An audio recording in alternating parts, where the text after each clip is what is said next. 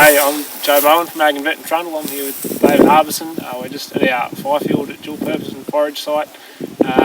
We just had a bit of a walkthrough with a few of the local agros. So the site was done last year as well. We're just trying to demonstrate to our local farmers some of the fair range of the dual purpose and forage crops that you can grow in Trundle. So I'm standing in long-sword wheat here. We've got 3 winter wheats, 3 barleys, a couple of oats, some ryegrass, some brassica and some pulse options. So it's all looking pretty good. We've had 500 mil for the year. It's had 150 kilos of urea put on it at sowing. That's punched on pretty well. We've run a bit of dry matter, which I think Harbo is going to talk a bit about. What I'm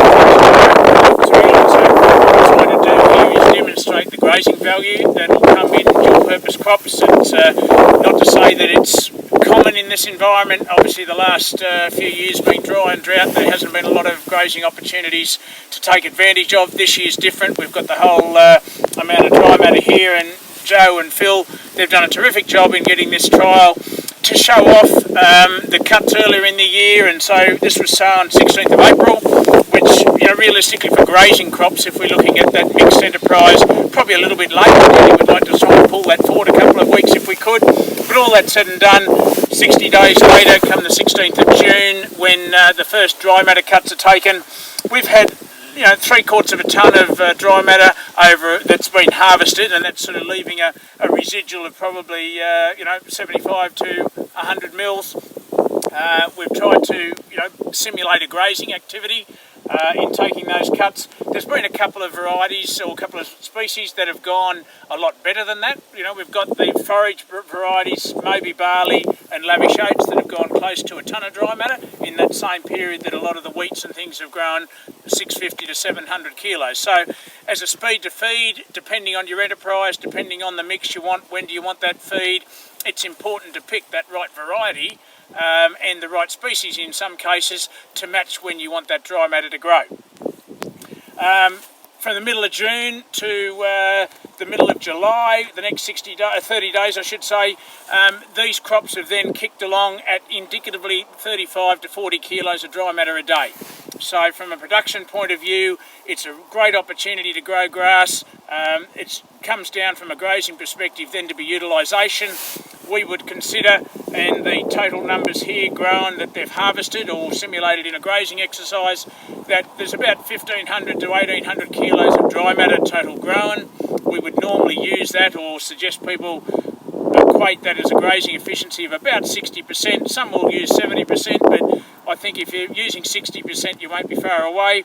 So 60% of 1,600 kilos is about a tonne of dry matter that would have been able to be ingested.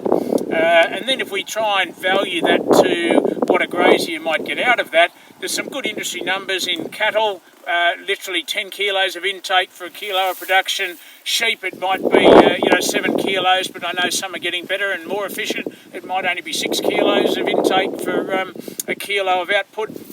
So we would say that in a cattle exercise, if we've had a tonne of dry matter ingested, at 10 to 1, we would have produced about 100 kilos of beef. Now, you don't obviously have to put 100 kilos on one animal. You might have 10 beasts a hectare, or in a period of time that have each put on 10 kilos. But realistically, that 100 kilos a hectare of dry matter off this sort of enterprise, young stock at the moment at close to $4 a kilo anywhere, it's $400 worth of gross margin return that these grazing crops are adding immediately to that to that enterprise.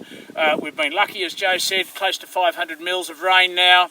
Some of that certainly before the planting, and some a good amount since planting, and we've got the opportunity to close those gates. So I know Joe's got plans to, take these through to harvest now, and he might comment quickly as to ends up from here. That's right, Harbo. So as a part of the trial, we've really tried to manage each variety as per a farmer would in the paddock.